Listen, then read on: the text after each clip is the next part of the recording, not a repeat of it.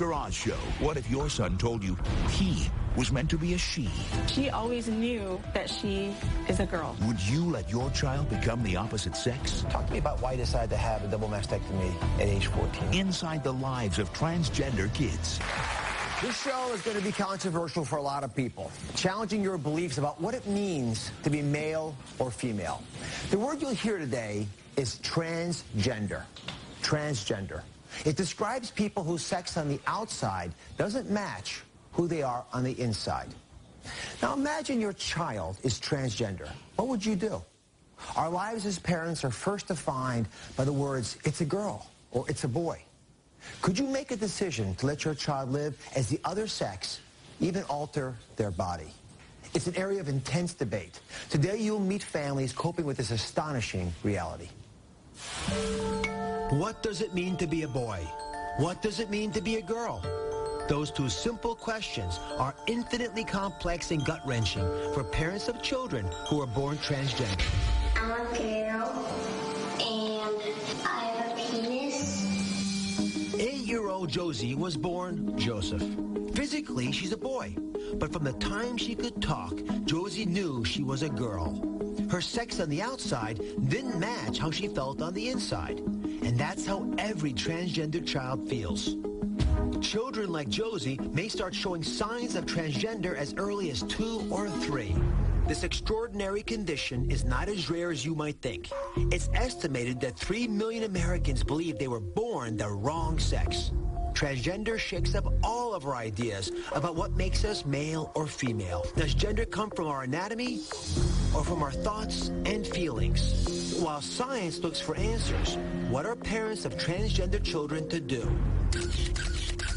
More and more parents, like Josie's, are allowing their children to live as the opposite sex. In some cases, they're going as far as providing hormone blockers to prevent the onset of puberty, to buy their children more time to figure out the next step. Others heed the warning of psychiatrists who caution that children who may be transgender don't always grow up to be transgender adults. There's no easy answer. With science and psychology only starting to explore this complex subject, what's the right way to nurture a transgender child? Let's meet a family living with that very question every day. Vanessa's here with her daughter, Josie. Welcome to the show. Vanessa, your husband, Joseph, is in the military. He's not able to join us today. Correct. You know, early on, you probably had a sense that Josie was different. And when did you recognize that Josie was transgender? It was during a regular well baby exam. The pediatrician was looking at her. He got really quiet and just sort of watched her for a while. And he brought up a term, gender identity disorder. Excuse me, what's that? He said, you know, like transgender. I was like, could you spell that for me? I had no idea what he was saying. That's when you learned about it. That is. How are you, Josie? Good. She has a lot of spark to her, I gotta say. She does indeed. Do you remember when your parents thought you were a boy? A little bit. Talk to me about that a little bit. What do you remember? Like, how did it make you feel when I used to take you and get your hair cut off at the barbershop on base? It made me very angry. You did not like your haircut. Why not? Because I'm a girl, not a boy. Yeah. But how do you do the basic things? I mean, how do you decide how to dress Josie? How do you decide how to talk to people about what's going on? Right. Yeah, oh, those are great questions, and they were really big struggles for us. I had no idea. Here I am trying to put her into, you know, the little G.I. Joe outfits to go to school like all the other little boys on base, and she was fighting me and crying and having fits and demanding that she'd wear the pink leggings and the denim little skirts that she wanted to wear. When we'd go to the stores, she'd go to that, gravitate towards the girls section, not the little boys section that I wanted to put on her. And here on TIFA, on their website, there are other parents allowing their children to do this, allowing their children to match the outside of their body to be congruent to who they are inside. It was a new concept to me. Well, thank you very much. Dr. Robert Garofalo is joining us today. He's an expert in this area. He's a pediatrician at Howard Brown Health Center and Children's Memorial Hospital in Chicago. Treats a lot of transgender kids and teens. So this story is not foreign to you. You deal with it in your practice all the time. What I would like to have everyone really understand crisply is the difference between transgender, which I guess the criteria is and the term that was used, and Vanessa used it herself, is gender identity disorder. Just explain that for everybody. Yeah, I mean, I think there's some controversy in the community about whether to use the term disorder, first of all, because I think many people are more comfortable with the term condition, because, as Josie put it, this is who she is. You know, she's a girl. You know, so the criteria become really important in terms of just making sure that, you know, there is some discordance or discomfort with the gender that she was assigned at birth. That's probably the most important thing. So just so I'm clear on this, and I think it'll help the audience as well. So it's not so much who you like, it's who you think you are.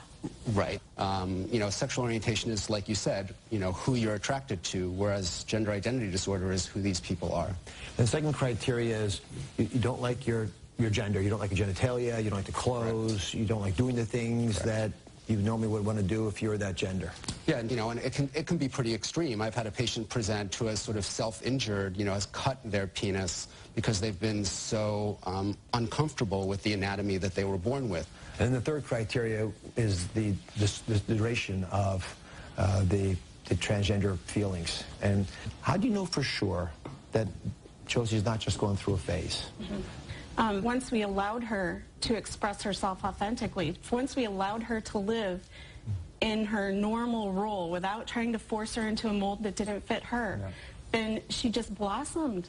You know, she took 17 doses of medication a day, 14 different medications to try and get her to fit into this mold for depression, anxiety, ADHD. She was, you know, Tourette's went in there at the end, just all kinds of things, just to try and get her to fit into this. And, you know, all of those medications went away, every single one. She is on no medications now.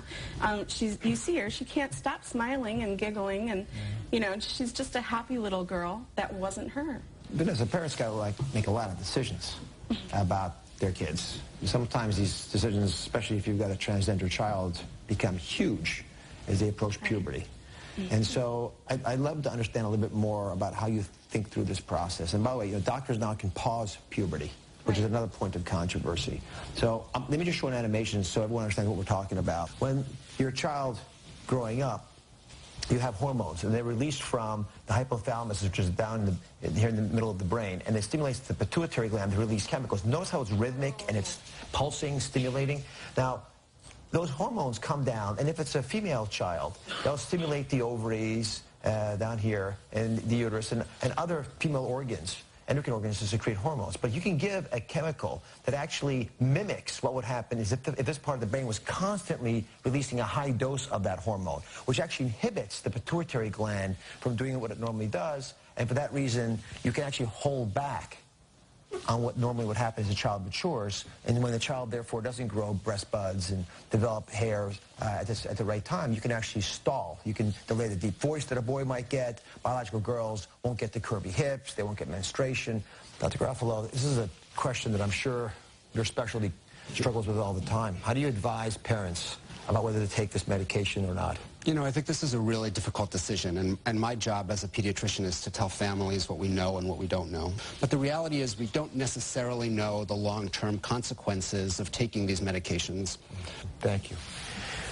Next steps for a transgender teen can be fairly dramatic. I want you to meet Isaac and his parents and see how they handled Isaac's decision to take control of his body. I'm Isaac. I'm 15. I was born a girl, but I'm a boy. I was always a boy. Everyone always saw me as a boy, even strangers in the street.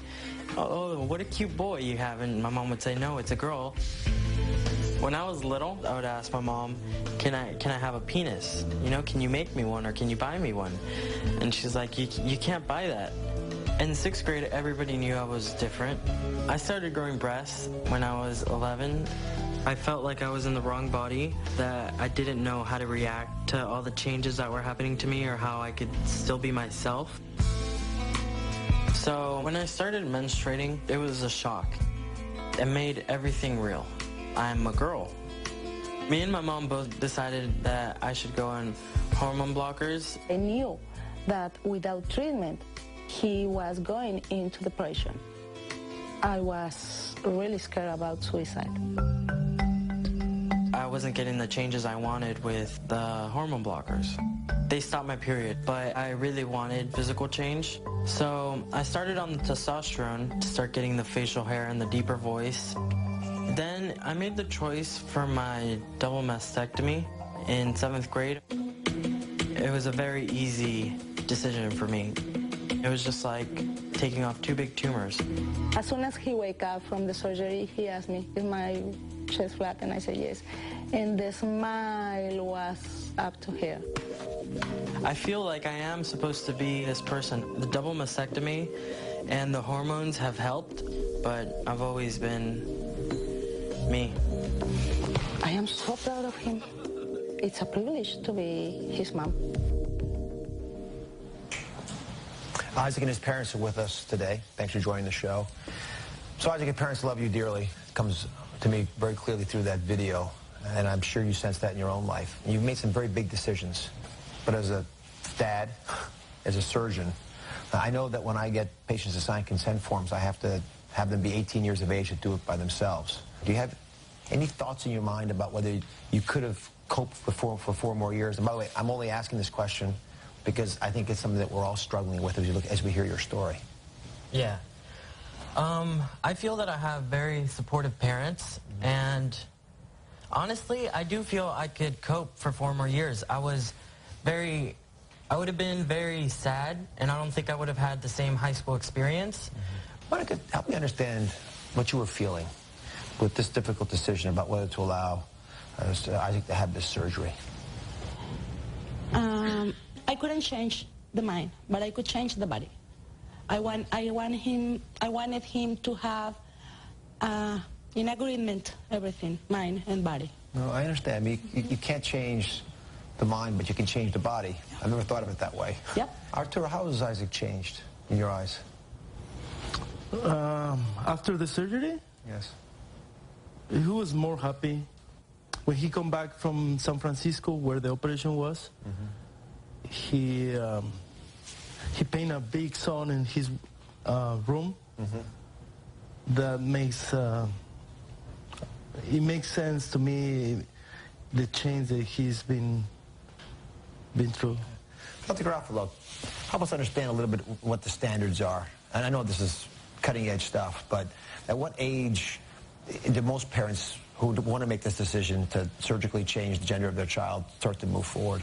You know, there are some guidelines out there. The Pediatric Endocrine Society recently published some pretty good guidelines that talk about 16 as sort of the age of consent for making some of these decisions. But what you're hearing here is that this is truly like a family and a patient decision. Like if you were a parent sitting with a child and you're worried about self-injury or harm or depression or suicide, would you wait, you know, until someone became 14, 15, 16, 17 to make a decision to do something that in your heart and in your minds you know is correct? And I think that's what these families are sort of doing. Yeah, no, I heard Monica say that you know, you're worried about Isaac's life. Isaac, let me ask you this. If the law had prevented you from having surgery until you were 18, that was just the rule, you couldn't change that, what would you have done?